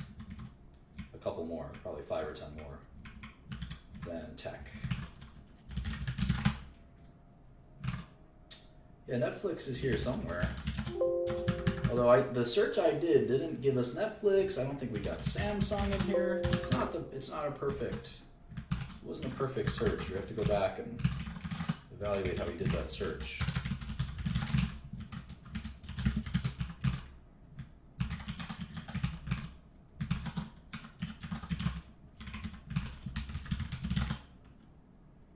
Baidu.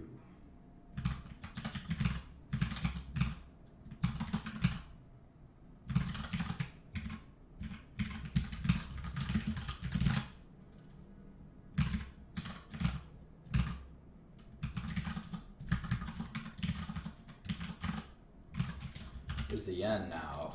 So 110, 113.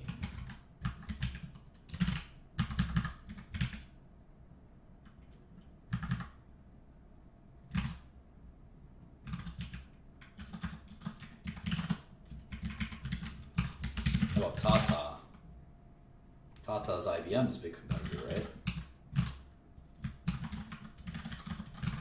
What's the Indian rupee? Is $67. 67 rupee to a US dollar. Qualcomm 5222. All right, so here's the top 22 companies, if you will. And we've made cursory models for, not even models, but just files for half of them, and models maybe for a few, 3 or 4 of them.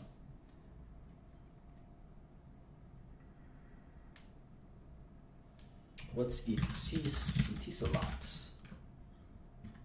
This is a UAE listed company. UAE listed company. Emirates Telecom. We're going to move this to the telecom companies.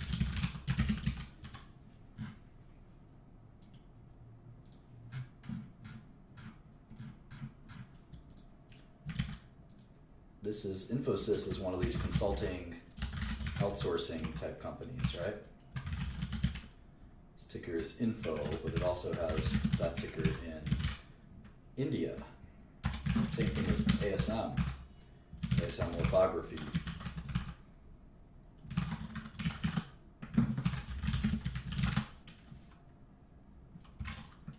Oh, I thought Infosys had that ticker in the US. It's INFY in the US.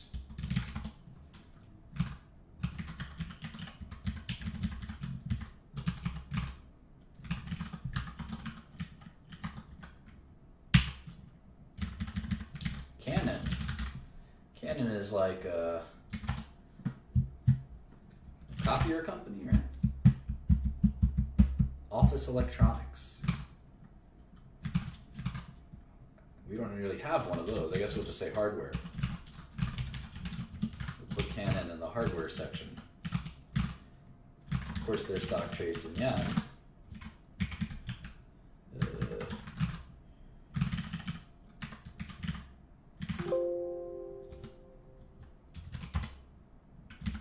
Nokia, we all think we know what Nokia does, but it's not totally clear. Sort of become more of a network infrastructure company than a phone company, if I'm not mistaken, but I'm not totally sure.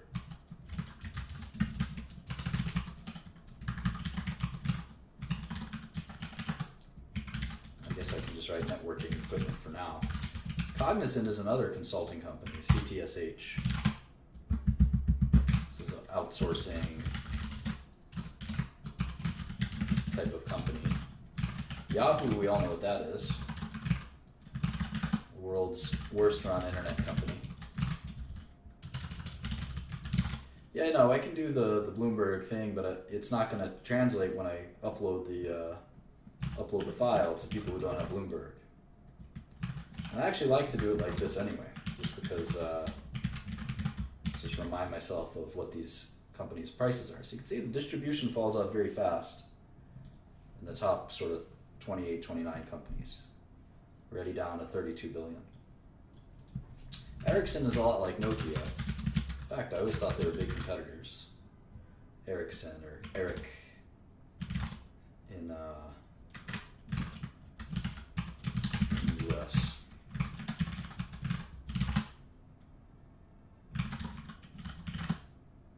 China Unicom. I don't know what China Unicom is. Is it a carrier? Yeah. Let's move that down to here. Hewlett Packard Enterprises.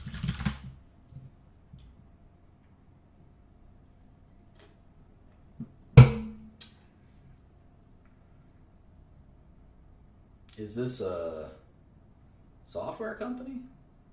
It's hard to tell.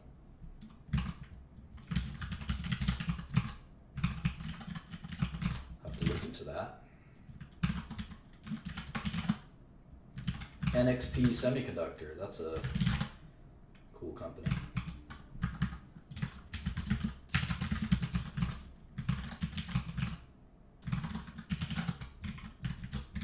Intuit is TurboTax. Basically TurboTax, right?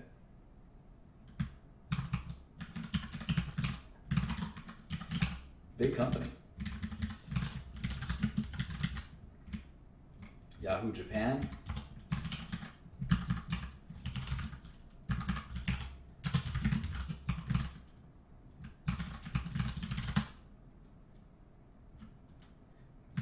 Yahoo Japan is almost worth more than Yahoo.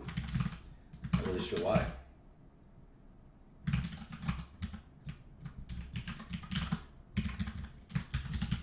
Applied Materials is a semiconductor manufacturing equipment maker. They actually make the stuff that TSM and Intel buy. I guess lasers or something.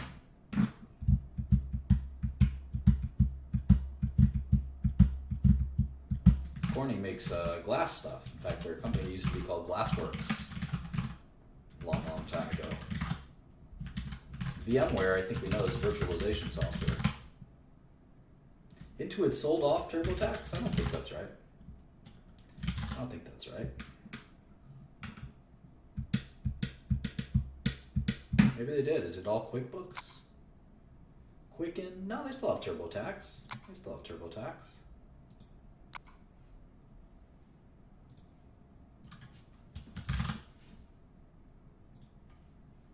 All right, VMware.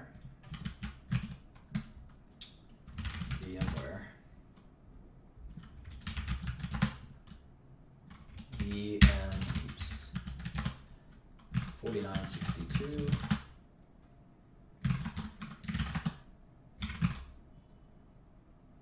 Oh.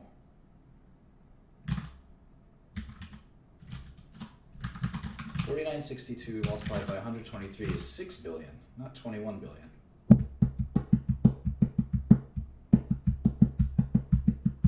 This is the Class A shares. Different kinds of shares, I'm guessing.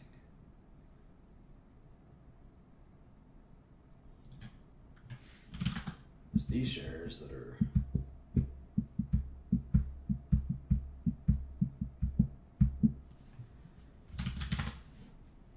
unlisted, I guess.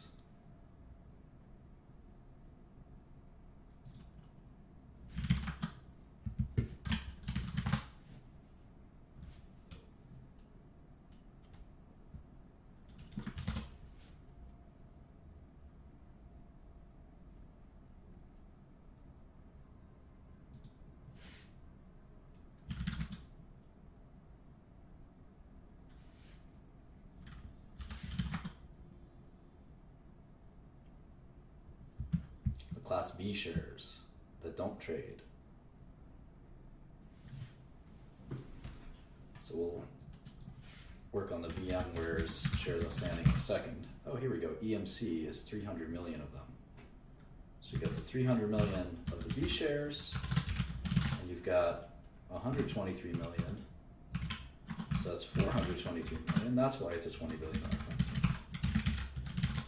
ARM Holdings. What do these guys do? Looks like they make semiconductors. I don't know anything about them though. And that's a London stock.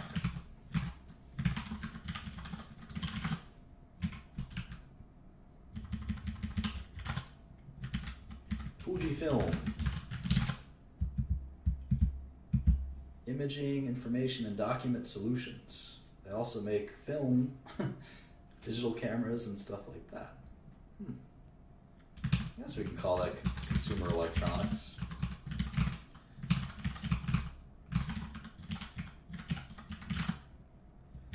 Wipro, that's another Indian offshore consulting company.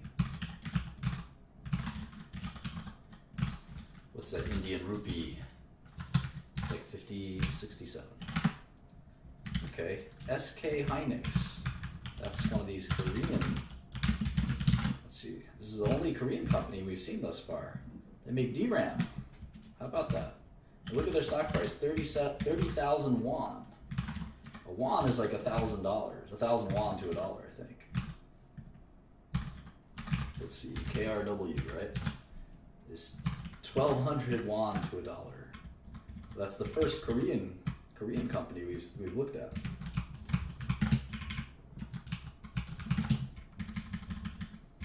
How about Dassault? I think Dassault makes all kinds of software. Dassault makes all kinds of software. I think they make a lot of like technical software, like 3D software.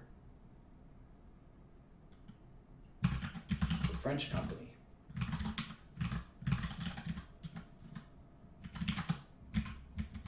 HP Inc. That's the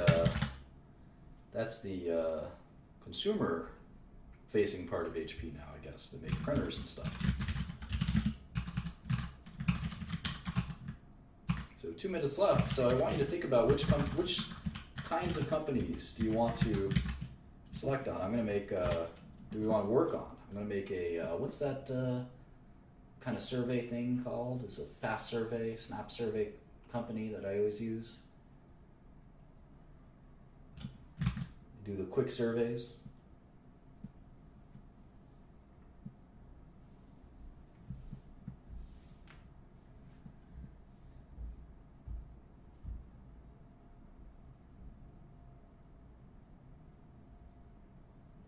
I forget what that thing is called. Not Survey Monkey, Straw Poll. There we go.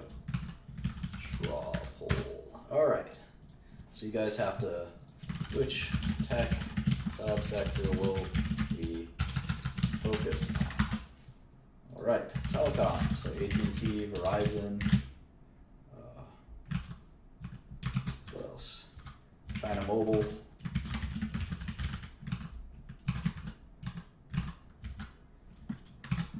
Internet. So we'll do Google, Facebook, Amazon, Tencent, Alibaba, these types of companies. We can look at consumer electronics, Apple,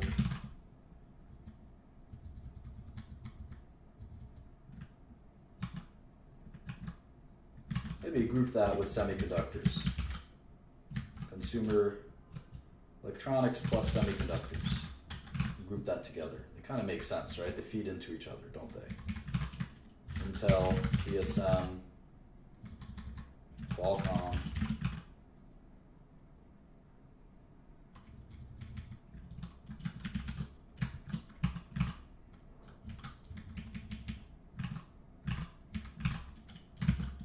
Consulting, that's going to be boring. I don't think anyone's going to vote for that.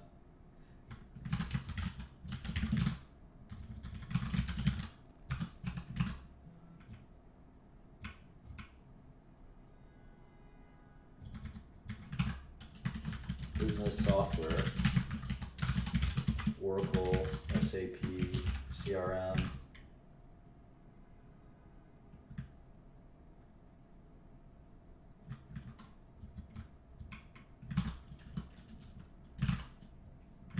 Microsoft, right? I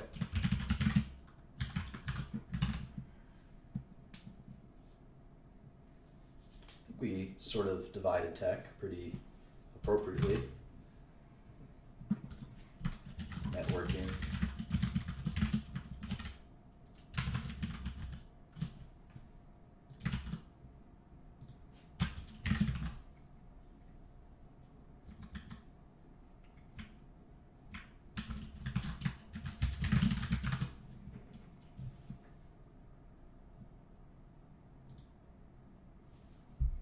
All right. Well, think carefully about which one you want to look at for the next several months together. We're going to go on a journey, and we're going to sort of graduate from basic stuff to more difficult and deep dive analysis. That'll be a lot more interesting.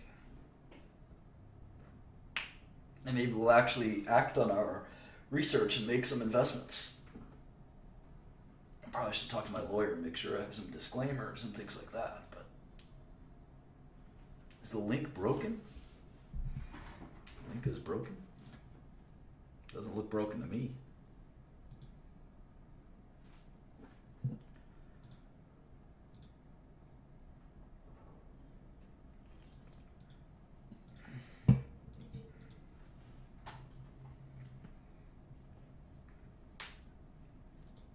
No. I'll show you my method.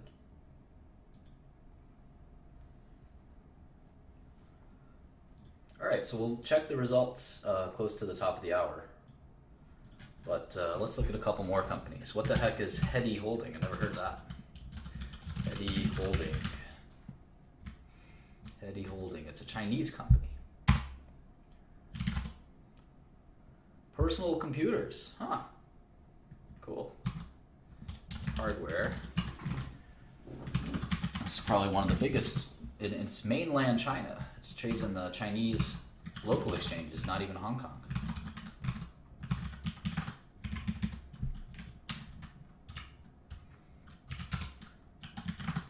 NetEase. That company's name is so familiar. NetEase. Sounds like a Chinese. Seems like a Chinese internet company.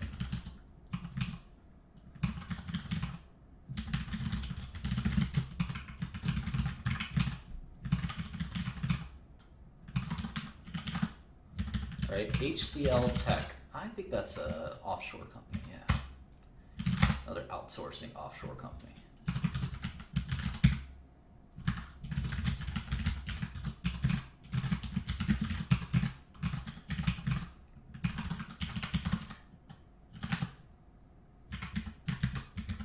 Cerner, that's a healthcare IT.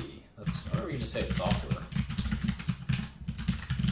Cerner is used to run like hospitals and stuff like that. Nvidia, that's a semiconductor company. These guys make graphics cards, analog devices. These guys make chips for like phones and things like that. MTN Group. I don't know what MTN Group is. I wonder. It's a South African company, and they're a carrier, so you can get them out of here and move them to the carrier section. There's so many carriers, telecom carriers. Altice. What the heck is Altice? Make sure you guys vote. Another carrier.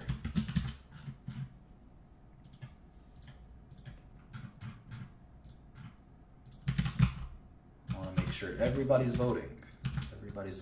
We'll check the results in a few minutes. Who the heck is Naver? Naver Corp. Korean company. Internet. Naver Corp provides internet site with online game. Love this Korean, guys. This is an online game. You play.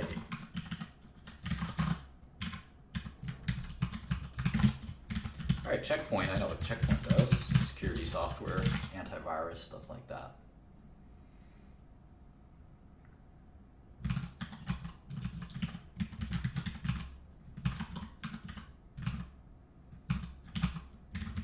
SanDisk, don't they do like, yeah, Flash.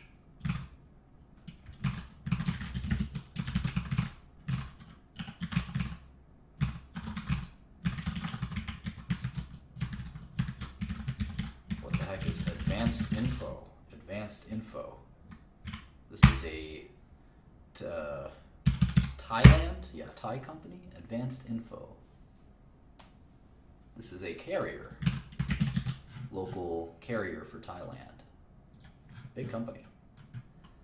Alright, Capgemini is another consulting company. French company, I didn't know that. Computer and Management Consulting.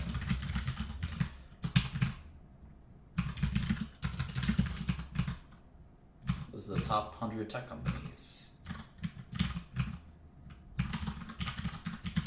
Alright, so let's check and let's see which is the sector that we're going to be focusing on. No, of course Kurt Cobain's credit card doesn't work. Come on. And don't interrupt the finance lesson with a irrelevant question. Okay, so these are the top 52 tech companies, and the 52nd one is a $15 billion company. Approximately a $15 billion company. It's a big industry, so we need to focus on one part of the industry. One part of the industry. So which one is it going to be? You guys voted internet by far. 98 votes. And the internet and then electronics and semiconductors are second. So maybe we can do electronics and semiconductors as well. Maybe we do both. I don't know. So we're going to move, so internet and electronics and semiconductors. So we're going to take out anything that's really far afield. So telecom is really far afield. Now let's move all the sort of consulting companies. We'll keep IBM in there because they have some software. Although I guess we don't want to look at software either. So other than internet, electronics, and semiconductors. So IBM doesn't do any of those things as far as I can tell. We can move Tata.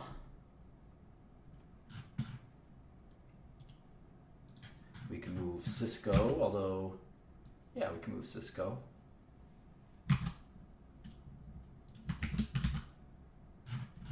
It's going to be a lot easier for us to master something if we don't have to master lots of things at the same time, wouldn't you say? Corning. I don't think we're going to have to look at Corning. Definitely not going to have to look at Capgemini. Definitely not going to have to look at HCL or Cerner. Not going to have to look at Checkpoint, Dassault, Wipro. This makes it a lot easier. We can cover this ground, you know? We can't really cover all of tech. It's just too much work. I know there's companies that try to do that, and they need 10, 20 people to do it. SAP and Oracle we're not going to cover, right? I'm going to focus on the internet, and then I'm going to look at electronics and semiconductors a little bit too.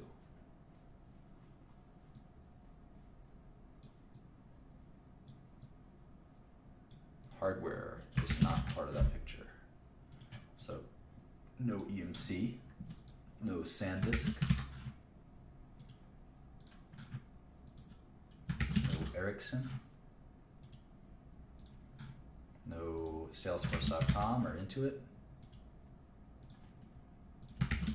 or Adobe. Put that all back here.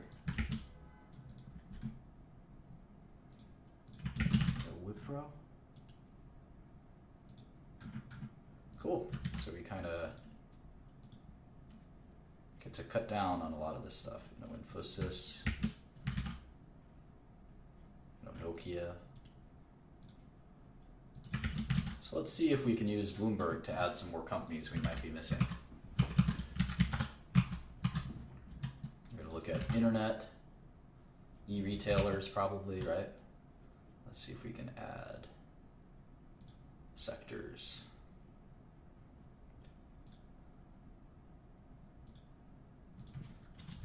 Internet media, internet-based services.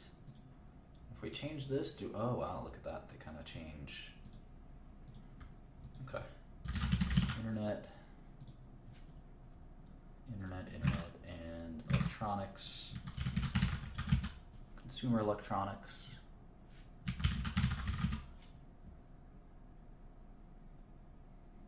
Maybe office electronics, semiconductors,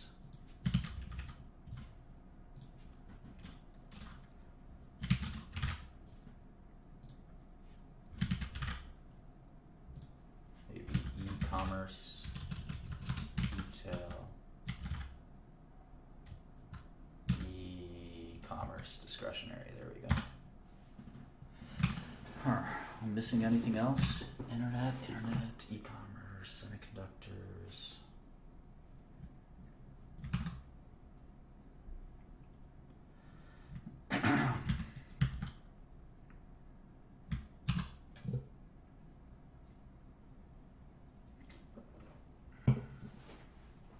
I think that should be it.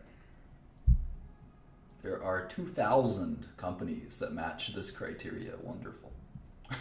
We're supposed to be narrowing things down. I'll close the straw poll now. Priceline. There's one we missed. Priceline. We can kind of move the subsector stuff out of the way now. Priceline. What else? Netflix.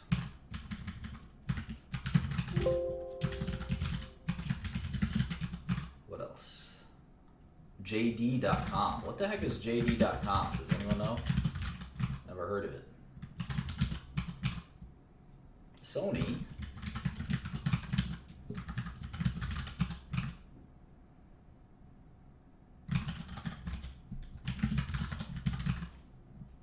What else? eBay.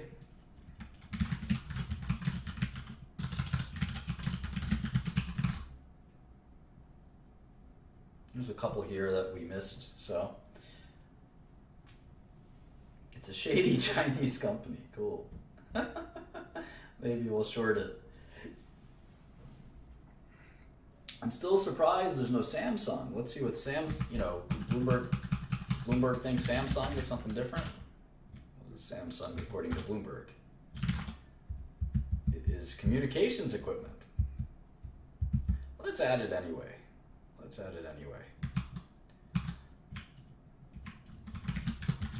Samsung. All right, let's see what else Bloomberg has for us. Panasonic, Nintendo. Those are two that we didn't have. Just gonna list them down here. Panasonic, Nintendo, Hangzhou, Hikvi, Expedia, C-Trip. What else? LinkedIn. Cool. Infineon. What else? Skyworks. Wow, that company's really grown, Skyworks.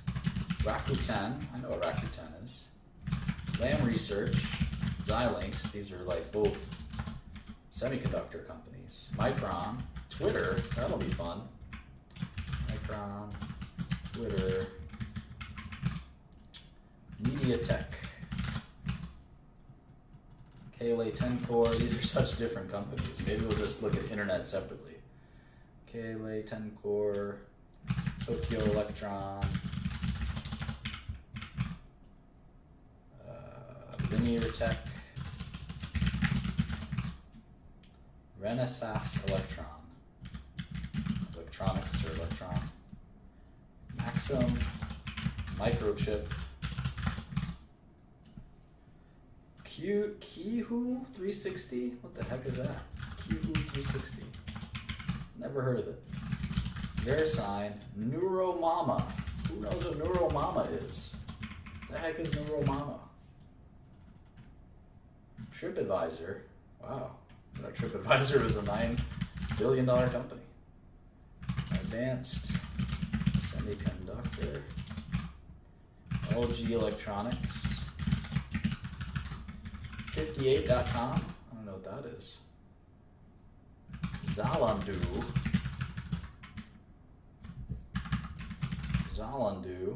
Ricoh, M3, Garmin. See, now we're getting down to $7 billion companies. VIP Shop, Seiko Epson, Sanan Opto Electronics, Corvo, that's a bad word in Albanian. Nikon, Terra Memories. Wow, I thought I knew this space a little bit. Huh. Kako, STM, no STM, Marvel, Liberty Ventures,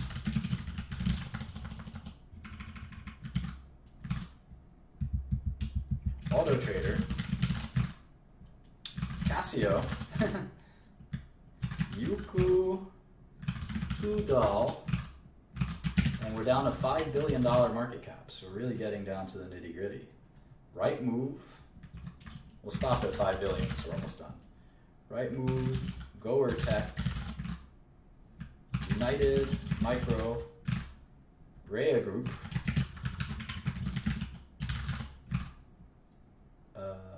Mercado Libre,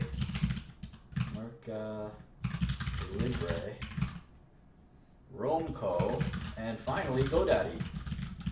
All right, so we have 88 companies to look at that are 5 billion or above in internet, semiconductors, and consumer electronics. So thank you for joining, and we'll maybe look at the smaller companies someday, and we're going to have to figure out how to segment all of this, but thank you for picking out these sectors for us to look at. I hope you learned something about Wall Street, ADRs, sort of my opinion on recommendations, kind of went over a bunch of stuff today, and we'll be back probably tomorrow with some more. So thanks so much for joining. Have a good one.